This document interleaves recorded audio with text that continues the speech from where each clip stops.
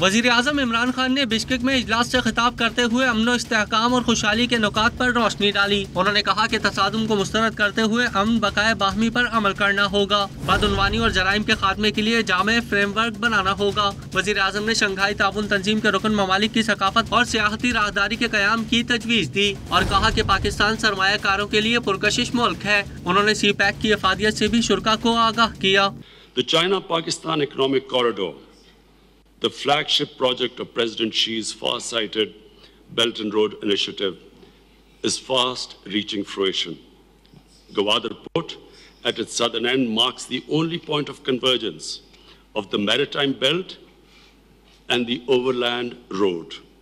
I was in China in April for the second Belt and Road Forum, where we also launched the next phase of CPEC and concluded an upgraded Pakistan-China free trade agreement.